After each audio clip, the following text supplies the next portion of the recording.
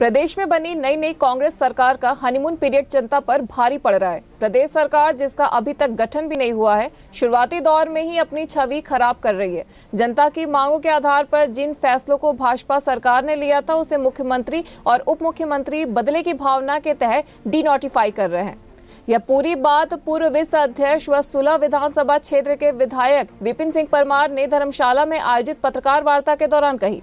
उन्होंने कहा कि कांग्रेस पार्टी लोगों की 10 झूठी गारंटियां देकर सत्ता में आई है, लेकिन अब उसने भाजपा सरकार की ओर से जनता की मांग पर उनके हित में लिए गए फैसलों को बदलना शुरू कर दिया है, जो कि सरासर गलत है। उन्होंने मुख्यमंत्री को नसीहत देते हुए कहा कि प्रदेश में सरकार 5 साल के लिए चुनी जाती है, लेकिन वह अप्रैल माह के बाद लिए गए भाजपा सरकार के फैसलों को बदल रही है। उन्होंने कहा कि कांग्रेस सरकार को बने हुए अभी 2 सप्ताह भी नहीं हुए हैं, लेकिन सरकार ने 500 से अधिक कार्यालयों को बंद करने के निर्देश जारी कर दिए हैं। इन फैसलों को लेने से पहले उन्होंने वित्त विभाग तक से चर्चा नहीं की है। उन्होंने सुक्खू सरकार की ओर से लिए जा रहे इन फैसलों की कड़े शब्दों में निंदा करते हुए कहा कि अगर मुख्यमंत्री ने इन फैसलों को नहीं बदला तो भाजपा विधानसभा सदन अंदर और बाहर सब जगह धरना प्रदर्शन करने पर मजबूर होगी। उन्होंने कहा कि लोगों ने कांग्रेस पार्टी की 10 गारंटियों के बहकावे में आकर उन्हें मात्र 0.9% वोटों से जिताया है। सुक्खू सरकार प्रदेश में स्वास्थ्य संस्थानों को बंद करने पर जुटी हुई है, लेकिन देश में कोरोना फिर से दस्तक दे रहा है। इससे निपटने के लिए सरकार अभी तक कोई भी रणनीति नहीं अपना पाई है। इसी के साथ उन्होंने कहा कि आज यानी 25 दिसंबर को भाजपा राज्यपाल को ज्ञापन प्रेषित कर कांग्रेस सरकार की ओर से लिए जा रहे इन जन विरोधी फैसलों का विरोध करेगी। सोचा तो था कि अभी ये प्रेस वार्ता ना की जाए, क्योंकि सरकार कांग्रेस की सरकार को बने हुए अभी मात्र 14-15 दिन हुए। समय दिया जाए, सरकार सेटल हो जाए और जिन मुद्दों को लेकर के हिमाचल प्रदेश की जनता से जनादेश लिया है उसको लेकर के वो योजना बनाए।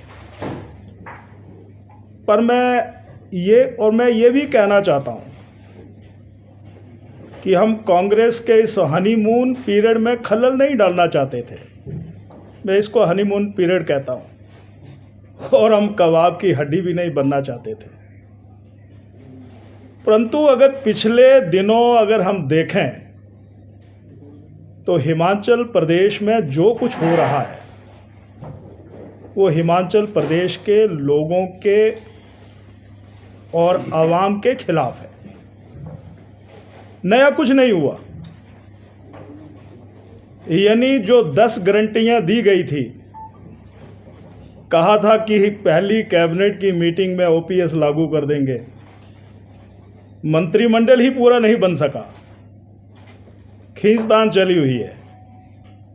और मैं ये भी कहना चाहता हूं कि हिमाचल प्रदेश में कांग्रेस मात्र 0.9% मत से 40 सीटें लेकर के गई, 0.9, और भाजपा से कुल 38,000 वोट ज़्यादा मिले। पर उसके बावजूद भी हमने संयम रखा कि इंतज़ार करो, देखते हैं। पर आज की तारीख तक हिमाचल प्रदेश में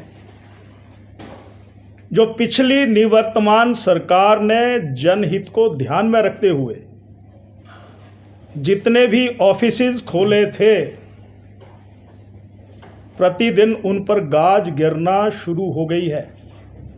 और आज की तारीख तक लगभग 507 कार्यालयों को बंद कर दिया गया है। जो जन विरोधी निर्णय है, जनता के खिलाफ के निर्णय है, जनता की सुविधाओं को लेकर के निवर्तमान सरकार श्री जयराम ठाकुर जी ने जो प्रदेश के लिए कुछ किया था उसके खिलाफ ये निर्णय। तो हिमाचल प्रदेश में अगर देखा जाए तो विद्युत विभाग के सर्कल ऑफिस बंद कर दिए, डिवीज़न बंद कर दिए, सब डिवीज़न बंद कर दिए, पॉलिटेक्निक बंद कर दिए, आईटीआईज़ के ऊपर गाज गिरने के लिए तैयार है, हेल्थ इंस्टीट्यूशंस बंद कर दिए, रेवेन्यू डिपार्टमेंट की सब तहसील, पटवार सर्कल, कानगो सर्कल बंद कर दिए। यानी मैं ये कह सकता हूँ ये कहा जा रहा है कि इसमें वित्त विभाग की कोई भी संतुति नहीं थी। मेरी जानकारी के अनुसार, या मैं अपने विधानसभा क्षेत्र की बात करूं, जितने भी जनहित को ध्यान में रखते हुए निर्णय लिए गए थे वो जनता की मांग के अनुसार मुद्दे उठाए गए थे। फील्ड से रिपोर्ट संबंधित विभाग की मंगवाई जाती है, फाइनेंस में वो मुद्दा जाता है, कैबिनेट में उस पर चर्चा होती है, फिर ये फाइनल होता है कि आपको ये हेल्थ इंस्टीट्यूशन दिया जा रहा है, आपको ये पॉलिटेक्निक कॉलेज दिया जा रहा है, आपको ये पीडब्ल्यूडी लोक निर्माण विद्युत विभाग का डिवीज़न दिया जा रहा है, ये सब तहसील दी जा रही है, ये तहसील दी जा रही है। इसलिए कोई कांग्रेस की सरकार, वैसे उनका पूरा मंत्रिमंडल भी नहीं बना है, 2 लोग ही निर्णय ले करके हिमाचल प्रदेश के लाखों लाखों लोगों के भावनाओं के खिलाफ निर्णय ले रहे हैं। इसलिए ये निराधार है कि यहाँ पर फाइनेंस डिपार्टमेंट की कोई भी संतुति नहीं थी। मैं ये कहना चाहता हूँ कि फाइनेंस डिपार्टमेंट, कैबिनेट और फील्ड से रिपोर्ट आने के बाद ही ये सारे कार्यालय हिमाचल प्रदेश में खोले गए थे। इसलिए इस कांग्रेस की सरकार के निर्णयों का मैं कड़े शब्दों में निंदा करता हूं और ये भी कहना चाहता हूं कि भारतीय जनता पार्टी हिमाचल प्रदेश की एक जीवित पार्टी है। मात्र कुछ प्रतिशत से हम पिछड़ गए हैं, इसका मतलब ये नहीं कि हम कहीं नहीं हैं। हम जनता की आवाज़ को, पत्रकार मित्रों, आपके माध्यम से उठाना चाहते हैं। हम विधानसभा में भी इस आवाज़ को उठाएंगे, हम विधानसभा के बाहर भी सड़कों पर इस आवाज़ को उठाएंगे, धरनों के रूप में इस आवाज़ को उठाएंगे और कांग्रेस के सरकार को ये आभास करवाएंगे कि जनता के हित को ध्यान में रखते हुए ये जितने भी तमाम दफ्तर डीनोटिफाई किए गए हैं उनको बहाल किया जाए। और उसके बावजूद भी वो नहीं मानते हैं तो हम कोर्ट का दरवाज़ा भी खटखटाएंगे। क्योंकि मैं अगर हेल्थ इंस्टीट्यूशंस की ही बात करूं, सरकार किसी भी प्रदेश में सरकार 5 साल के लिए बनती है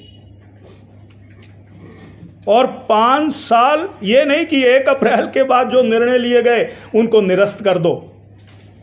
तो मैंडेट तो 5 साल का मिला है, औपचारिकताओं को पूर्ण किया है, फील्ड की रिपोर्ट मंगाई गई है, उसके बावजूद ये कहा जाए कि अप्रैल के बाद के निर्णयों को हम डीनोटिफाई करते हैं, इंस्टीट्यूशन को डीनोटिफाई करते हैं।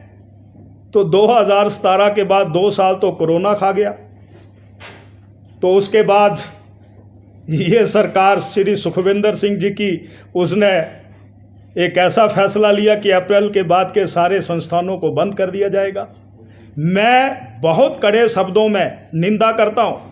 ठीक है, हिमाचल प्रदेश की सरकार ने आपको जनादेश दिया है, श्री सुखविंदर सिंह सुक्खू जी मुख्यमंत्री बने हैं, श्री मुकेश अग्निहोत्री जी उप मुख्यमंत्री बने, लोगों ने आपको बधाई, आप सरकार चलाएं, पर इस प्रकार के निर्णयों को बिल्कुल ना लें और जो दफ्तर आपने बंद किए हैं उनको बहाल करें। मैं ये चाहता हूं कि आपने कहा था कि 10 दिनों में हम ओपीएस लागू करेंगे, कैबिनेट बनाओ, फैसला करो। आपने कहा था 300 यूनिट बिजली मुफ्त देंगे।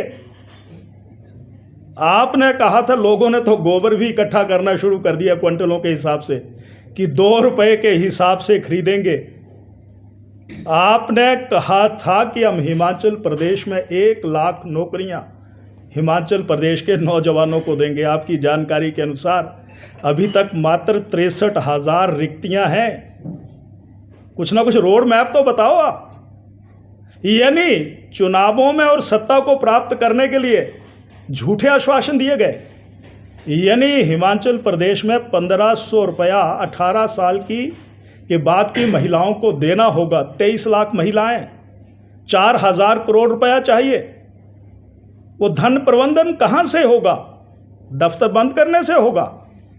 इसलिए मैं ये कहना चाहता हूं कि ये तमाम निर्णय तुम गारंटियों को लागू करो, परंतु वो नहीं हो रहा जो भाजपा की निवर्तमान सरकार श्री जयराम ठाकुर जी की सरकार ने और उनके मंत्रिमंडल ने हिमाचल प्रदेश के विकास के लिए जो सब कुछ किया था, उन निर्णयों को निरस्त करना, उसकी मैं कड़े शब्दों में निंदा करता हूं।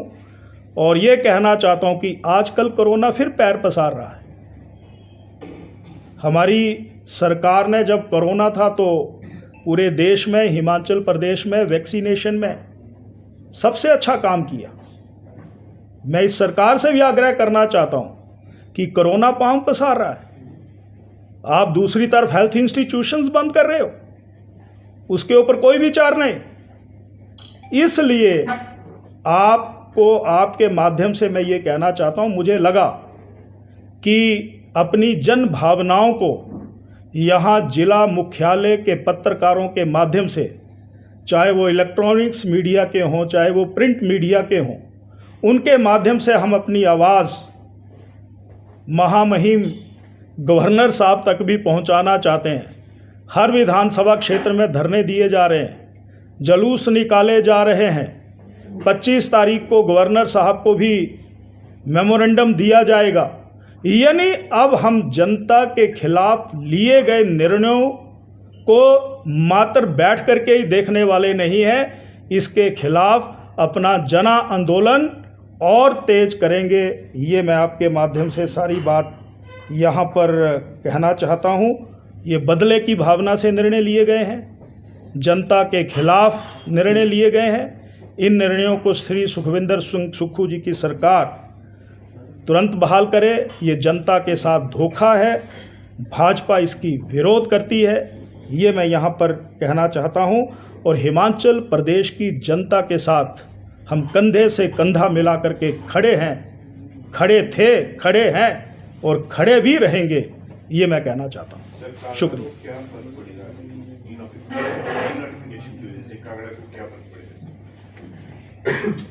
ऐसा है कि जब कभी भी कोई इंस्टीट्यूशंस खुलते हैं, जैसे मैं हेल्थ इंस्टीट्यूशंस की बात करूं, हिमाचल प्रदेश पहाड़ी राज्य है और इस पहाड़ी राज्य में भौगोलिक परिस्थितियों को ध्यान में रखते हुए और वहाँ की दूरियों को ध्यान में रखते हुए ये सारे दफ्तर खोले जाते हैं।